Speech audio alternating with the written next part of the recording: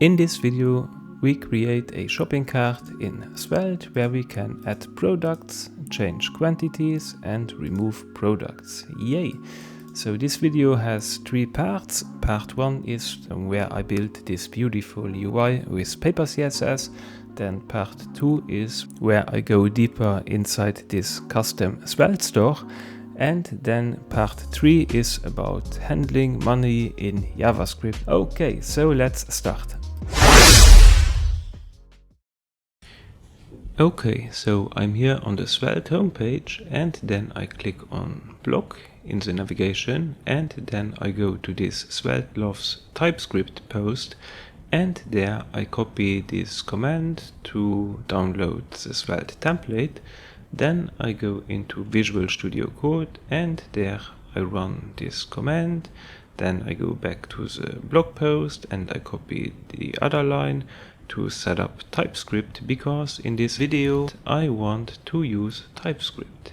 Then I run npm I to install my dependencies, delete my global.css file and also the link to this file.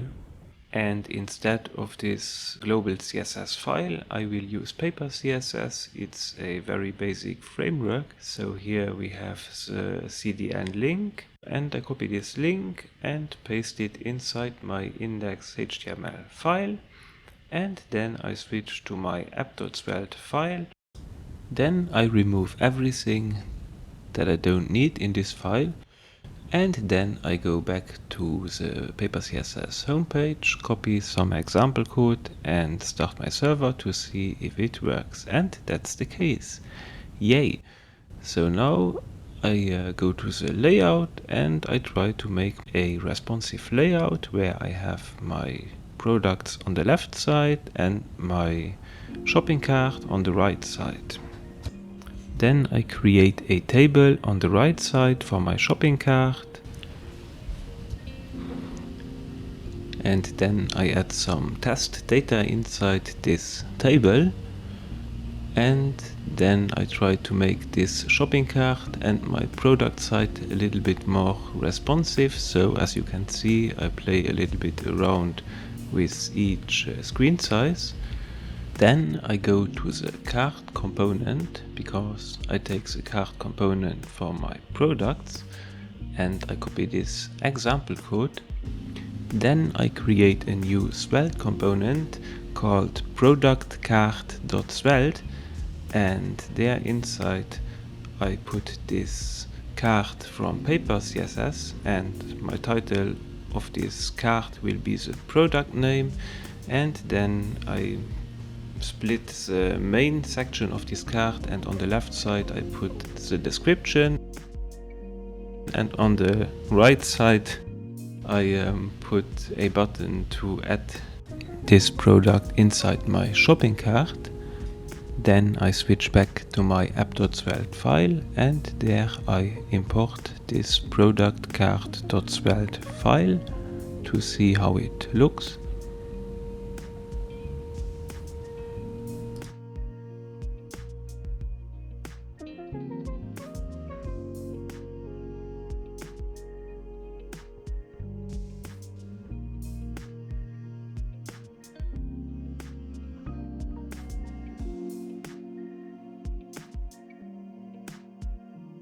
Okay, so now this product looks good enough for me. So now I remove my static text from this component and replace this text with variables. So I export a variable name and this variable has the type string. And then I also export a description.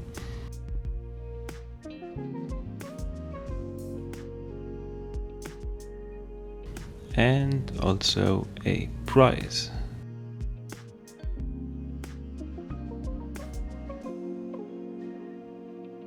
Then I switch back to my app.svelte file and add some test properties to see if it works. And here for my price I made a mistake. I added my price as a string, but I defined it in TypeScript as a type number, so I changed this from a string to a type number and my error disappears and my component is on my website now. Yay! So now I want to improve this shopping cart. So here where I have my quantity, I want to replace this with a select box. So I go back to my app.svelte file.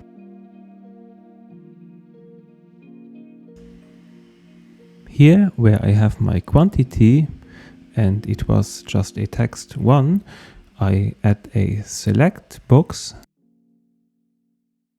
And inside this select box, I create a loop in the Svelte style and I create a new array with 100 entries inside, and then each loop loops over each entry in this array, and I don't need a variable, but I just take this index from my array. And then for each index, I create an option with the value I and also the text I. And an index always starts with 0 and then it loops 100 times over this array. So on the website, the user can set the quantity to 0 to remove an item or set it to another quantity to add this specific quantity. Okay, so this was it for my UI, and now I want to create my custom store. So I create a new file and I call this file cart.ts, and inside this cart.ts file I create a new function, create cart, and this function creates a new Writable Store cart store, and to get this Writable Store here I need to import it before. Import Writable from Svelte/store,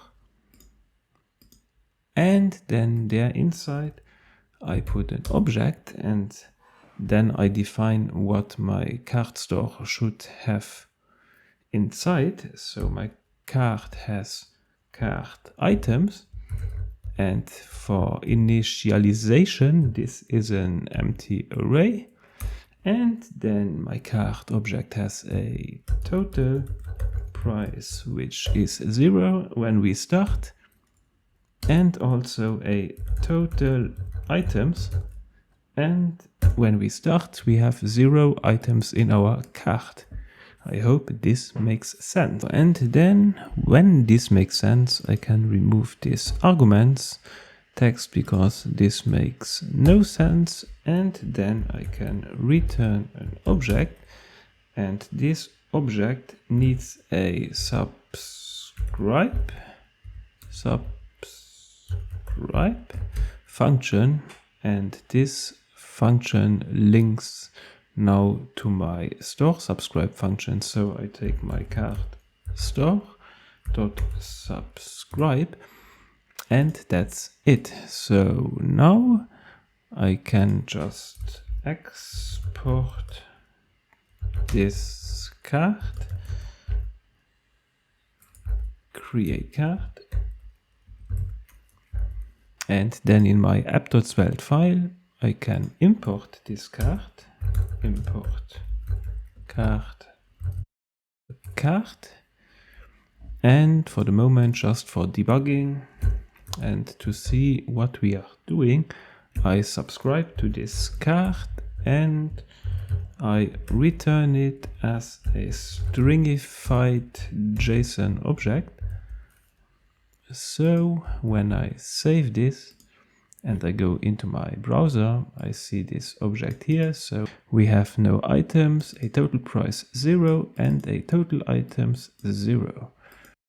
Then we go back into our cart.ts file, and then inside this returned object we can add functions. So I add an add function because we want to add products inside this shopping cart or one product. And then inside this function, we can check if this product is already in our shopping cart. And if this is the case, we can update our quantity. And if it's not the case, we can just add it. Or for the moment, I just create a function to add an item inside my shopping cart. So I take my cart store, because I am here in the same function create cart, so I can access this Writable Store, and I call update on this store. And when I call update, I get a current version of my cart store, and you can name this whatever you want, but I call it cart store because it's my current cart store. And then on this cart store, I can say items.push, and then I can push a new item inside this cart store. Yes, my object that I will push inside this items array is an object with my product, and my product is my product here from this function, product. Maybe this is a little bit confusing, but I hope you understand what I mean. And then we want to add a quantity, and for the moment I will just add quantity 1 because we will improve this later. And then here inside this update function, I need to return an object with my entry store. So I can here just return my cart store because here I added something inside, and then I return a new version of this store. So now when I save this and I go back to my app.svelte file, and then here go to my product cart component, and there inside I can import the same cart from my cart.ts file. And then when we click on this button here, we can say on click we want to call our add function on this cart.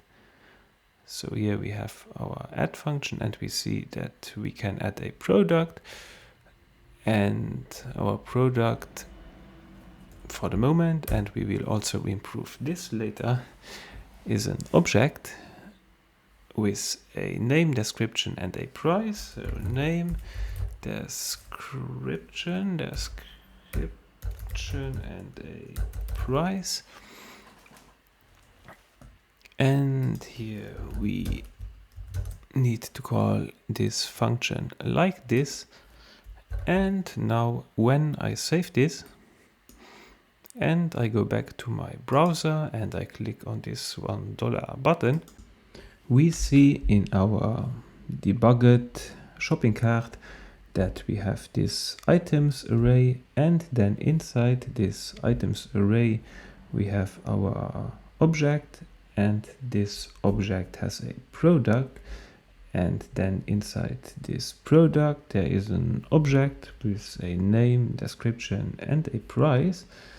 And then also in this object we have our quantity.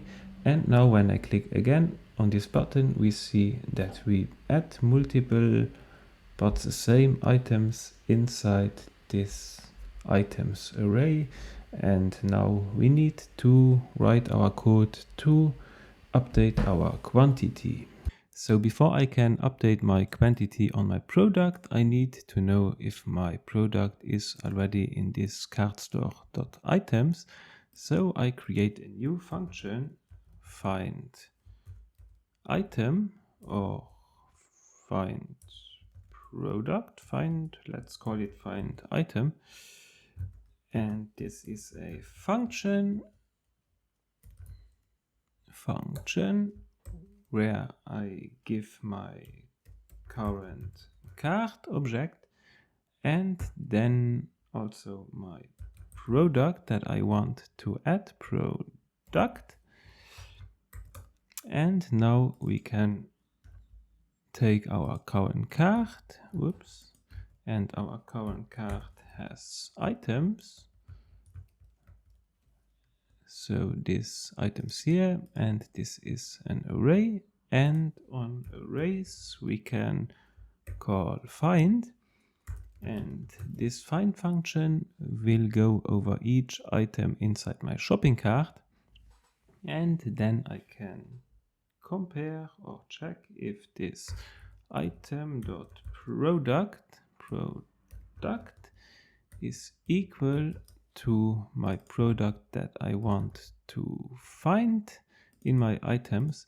But this does not work like this because we cannot compare two objects like this, because these are just references, and this is complicated to explain what's the problem, but there are some workarounds. So for example, I could just JSON stringify this item product and also stringify this product, JSON stringify this product here, and this would work in most cases, but then when my keys would be in a different order, this would not work.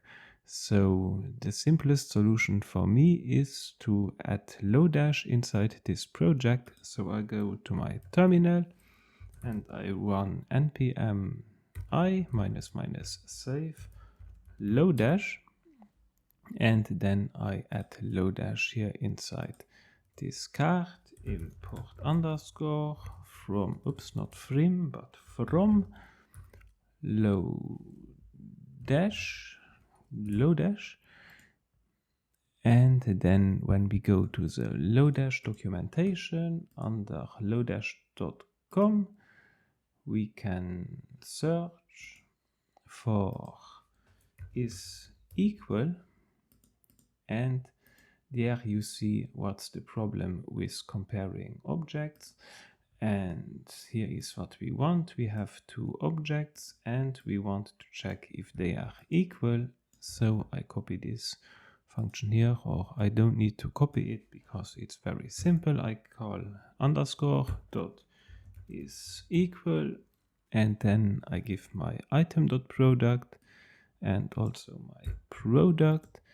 And now we are comparing these two products, and when they are the same, this returns true, and then my find function here returns my item with the product that I search, and then here I can just return this item because the name of this function is item, so I return an item with this product that I am searching for in my shopping cart. Okay, I hope this makes sense. So now, before we call this add function here and update our cart store, we can get our current store and check if our item or our product is already in our items.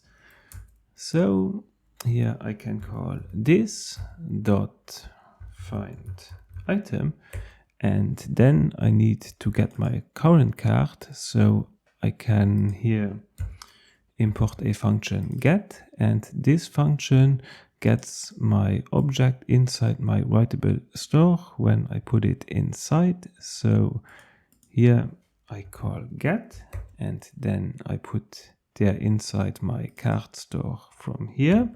So get cart store, because this is my first argument, an object with my current cart store inside. And then my second argument was product. So this is the product here that I want to add. And this function here returns an item if it exists already. So I can just create an if.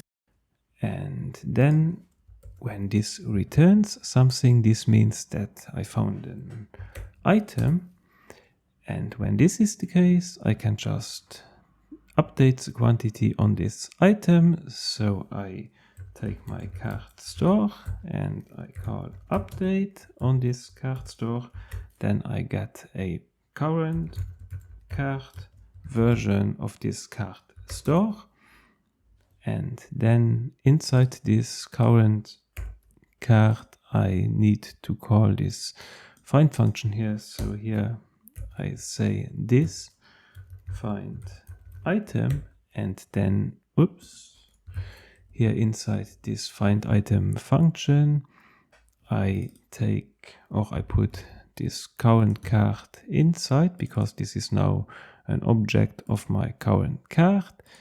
And then I also give my product there inside, and this finds my item, let current item.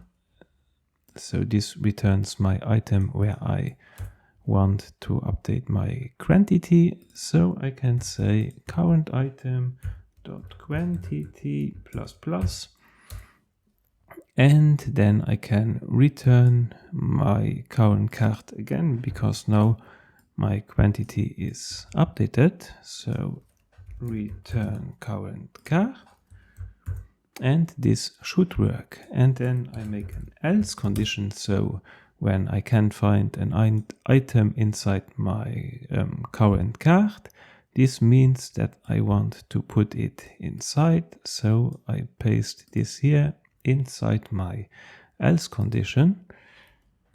And then I start my server again, npm run dev, and I visit my application. And now when I click on my $1 button, I see my item and quantity 1. And when I click again, I see my item again with quantity 1. So this doesn't work. I reload this page, and now it works. So there was no problem inside my code.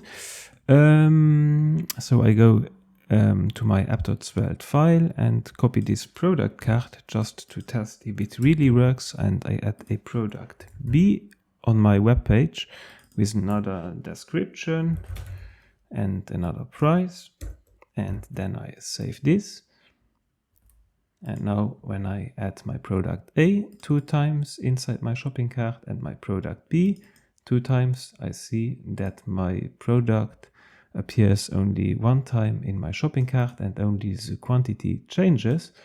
So maybe it's time to add my products now in my user interface. So here where I have my static text, I can just go over this shopping cart. So I create an each loop, and then I go over my cart items. So I take my $cart, so I subscribe to my cart store .items, and then I say I take each item as an item, and for each item I cut this tr tag and everything inside from here, and I paste it here. And then here I have my product name, so I can say item dot name, and the second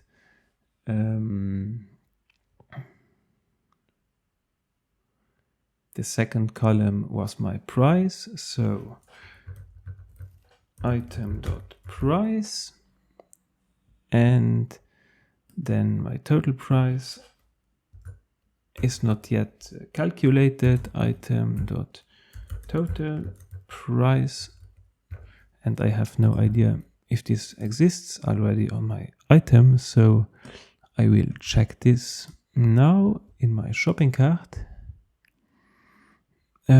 So when I put an item inside, I add a product and a quantity, but I need also to add a total price here.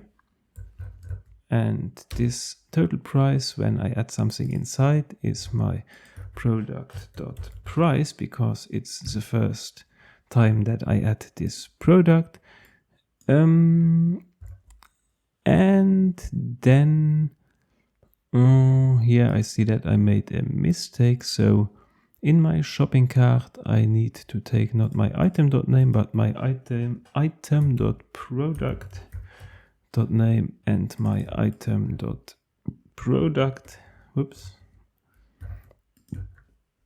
.price, and only my total price and also my quantity comes from my item itself. So here in my select, I can also bind my value to my item.quantity. And when I save this and I go to my website and reload, I see nothing, but this is normal because I need to add something. So I click on product A, and now I see quantity 1, product A price, and a total. And when I click again, I see that my quantity updates, but my price and my total price and the rest does not. And this makes sense for the moment. And also when I add a product B, I see that I can update this. And when I change my quantity and I open my console, there should be an error somewhere. So let's see. Yes, here cart.set is not a function. And this makes sense because my custom car has no function set inside. To understand what's going on with this set function, I will add this set function here inside my custom cart. And for the moment, I will take an argument x because I have no idea what I get from this set function. And then I just console log this x to see what's going on, or to understand what I should or what I need to do when Svelte calls this set function here. So now back on my website, I change my quantity to 2. And then here in my console, I see that I get an entry object with my shopping cart. And then when you read the Svelte documentation, so just go to the API and search somewhere for .set. You will find somewhere something with set in the Svelte store and some blah blah blah blah blah. So yes, here you find why this set function is called. But what we can do, we know that a Writable Store has a set function. So in our code, we can just reference our set function from the custom store to the set function from this cart store, so this Writable Store. So here I can take my cart store.set, and that's it. So now when Svelte wants to set or update my store, my custom store, then it will just update my cart store, so my Writable Store. So let's take a look at this on my website. So I can change my quantity now, and there is no error. Okay, so now we can take a look at our total price. So every time when we change our quantity here, Svelte will call this set function on our cart store, and then we need to calculate our total price of each item. And to do this, we can create a derived store. So a derived store is a readable store. So let's search derived. So derived means that we get a store, and then every time when there is a change on this store, then we can modify this store and return another store. So what this means is that we have, for example, here this cart store, And then I create also a computed store. And this is also a cart store. So it's a derived store. So here we imported this, or Visual Studio Code added this derived automatic for me. And then here inside we can put our cart store. And now when something changes on this cart store, then we get an updated version. So updated cart store. And for the moment I just console.log update on cart store, and then I put my cart or my updated cart store there inside, and here my computed store returns then my updated cart store. And here inside this function I can make changes on my updated cart store. So here I will to do update total price and my quantity and everything else. So now in my custom store, instead of subscribing to my cart store, we can also subscribe to our computed store. So I remove this cart store and put my computed store instead, because on my computed store I will change my product price or my total price, not my product price, and all this other stuff. So here I take my updated cart store dot items, and then I go over each item,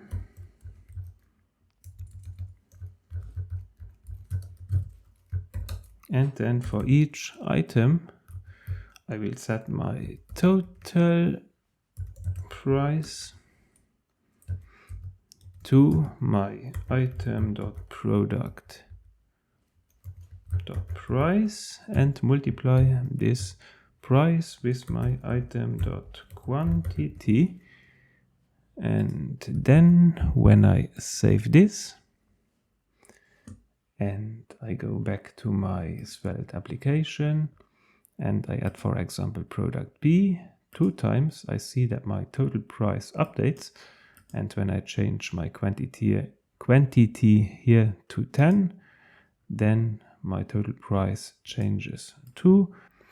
So we can continue our computed calculations here. So we take our updated cart store, and this time we want to calculate the total price of every or each item inside our shopping cart. So we take our updated cart store again and go again over each item, and this time we call reduce on our items, and then inside this reduce function we put another function where we set this to A and B and an initial value of 0, and this means that we go over each item, and when we go over, or when this function gets called first, then A will be 0 and B will be our first item. So what we want to do here is just return A plus B dot product B dot total price. And now I see, or at this point I think that using TypeScript before everything else would be a good idea for the structure of this video, but I will not record this video again. So now I'm asking myself if it makes sense to use TypeScript, because I forgot it when I started this project. But who cares? So I go over my items, I call reduce, so I start with 0, and then every time I take every item and I call calculate my total price for each item, and then all this stuff together is my total cart price. And for my quantity, I do something similar. So my total items means total quantity. So this means that I go again over each item, and this time I take not my total price, but my quantity, and this should work. So I save this. Then I go to my app.svelte file, and inside my app.svelte file I can now replace this X with a cart dot total items, and here where I have my total price I can say that this is my cart dot total price, and I need to subscribe to this cart. Whoops. And then I go inside my web browser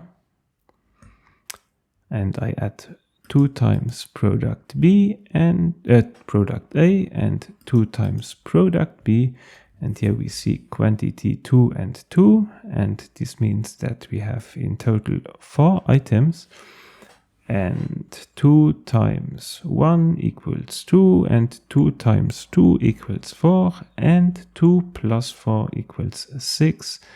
So this looks good. I change my quantity for product A to 1, and then I see that my total price is 1 and my total cart price is 5, and this makes sense, and in total I have 3 items. So this is good. Now when I change my quantity to 0, this means that I want to remove this item. So I need some other code inside my shopping cart here. So here in my computed store I will add a filter. So I take my updated cart store and I go over my items and I call a filter on these items, where I take each item, and when my item quantity is higher than 0, then this returns true and it's inside the filter.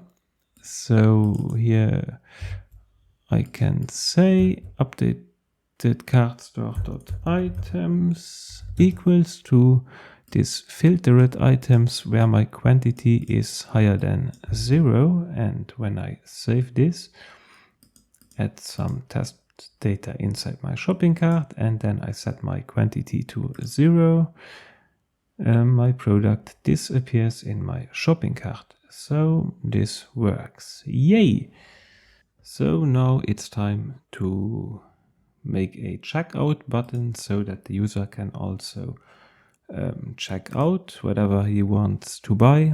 So to do this, I create a new function here inside my custom store.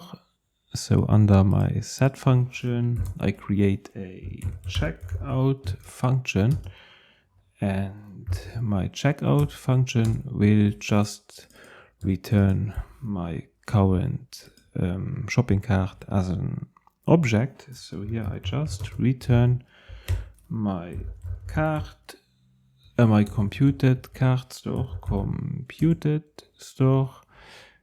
and that's it.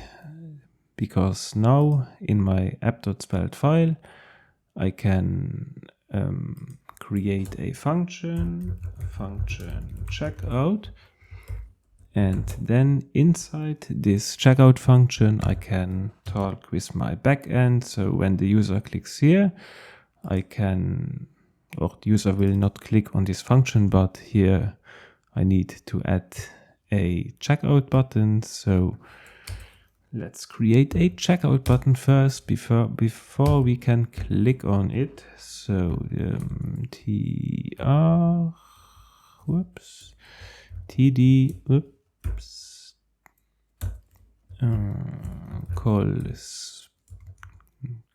call span 4, and then here inside we create a button, and we give this button a class, button checkout, and then we create some CSS. So here I add a style tag, button checkout, and because when somebody buys our project we get some money, so we make our background color gold, and this button has a width of 100%, and then when we click on this button, maybe we need also a text check out, and then when we click on this button we want to call our checkout function that we created before checkout.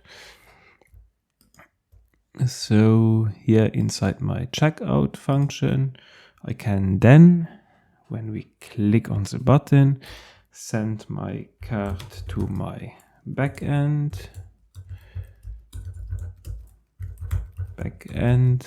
over Ajax or something else, or I could post a form with a hidden field. So for the moment I will just console.log my shopping cart. So I take my cart store and I call checkout on my cart, and now when I save this and I go back inside my application, add something to my shopping cart, click on checkout and go to my console, then I see my current shopping cart. Maybe I can add a comment like checkout.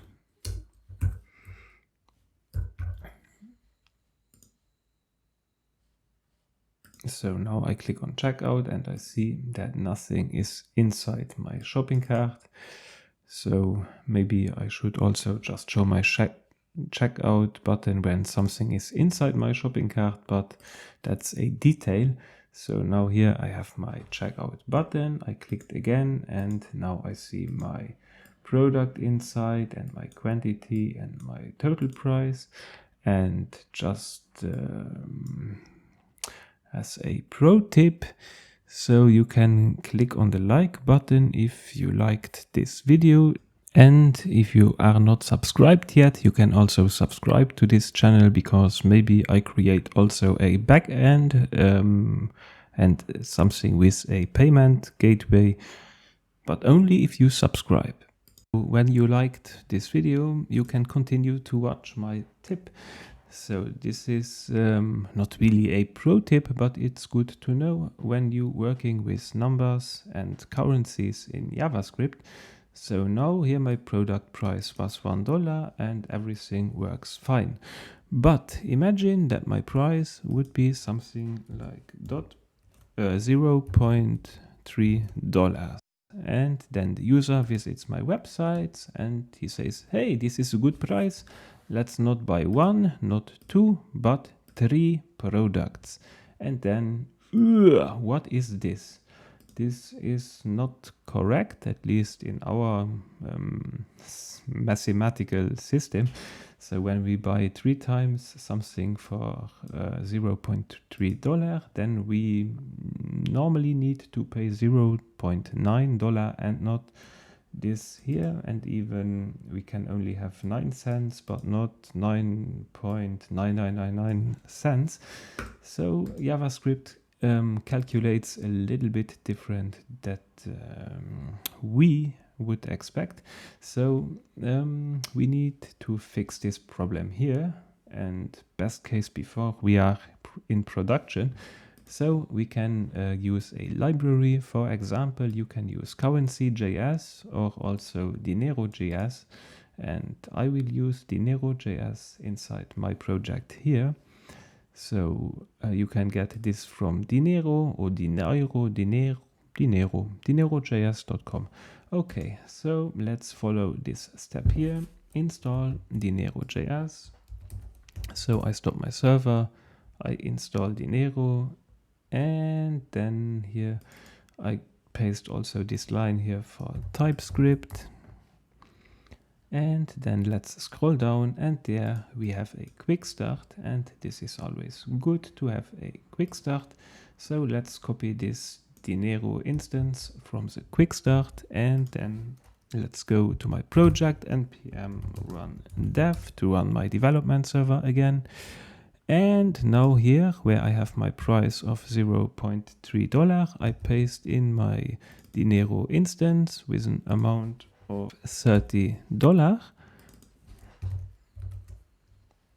And then I see this error here because Dinero is not yet imported. And so I use this quick fix, import Dinero from Dinero.js.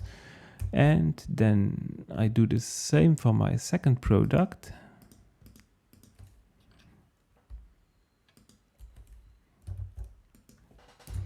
And here I change my value to 200, my amount. And then we see another error here that our type of price is number as we defined it before, but we cannot assign this with Dinero. So let's save this file here. And then we switch to our product cart.svelte file. And then we want to change this type. So we need to import a type Dinero from Dinero.js. And then my price gets a type Dinero.Dinero. And then we can copy this import type Dinero from Dinero.js again, and go to our cart.ts file, and then I paste this line here inside, and I remove this type because here we want to work with Dinero itself. So for example, here in my initial object where my total price is 0, I want to add a new instance of Dinero with an amount 0 and a currency USD. And then I copy this line here. And then I search in my code over for every price text. So here where I calculate my total price for each item, I take my item.product.price and I multiply this with my item.quantity. And now because my price is a Dinero instance, here I can call price.multiply my item.quantity. And then here where I calculate my total cart price, I cannot do it like this because 0 is a number, so I replace this 0 also with a new Dinero instance with an amount of 0, because this is my initial value, because before I call reduce this function here the first time, and then A is this Dinero instance, and on this instance we can call add to add our total price of our items, because B in this case is this total price from here. And then we can continue to search for price. So here our total price is product.price, and this is already a Dinero instance, so this is okay. And that's it. So I save my cart.ts file. And now I need to change also some formatting. For example, here in my product cart, where or everywhere where you see a price. Now I can remove this $sign from here, and then on my price I can call to format. And I copy this line also here because I need this also on other places. So in my app.svelte, for example, I have my price, and then here I have my item product price, and on this price I can call to format, and on my total price I can call to format, and here on my total cart price I can also call to format. And when I save this and I visit my website again, I see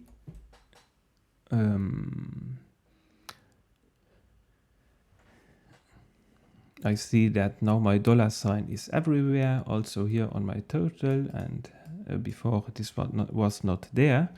And now when I add my product A 3 times inside my shopping cart, I see that my price is now $0.9, and this makes sense. Now I add product B to check if everything works. So 10 times 2 equals 20, plus this 0.9 makes $20.9, and this looks okay. So I click on checkout and check my console, and here I have my total price. And now you see that we have this huge Dinero function, blah blah blah, instance crap inside. But also a pro tip, it's in some way it's obvious, but just if you don't know it, it's always a good idea to just tell your backend a quantity and a product ID, and recalculate everything in the backend and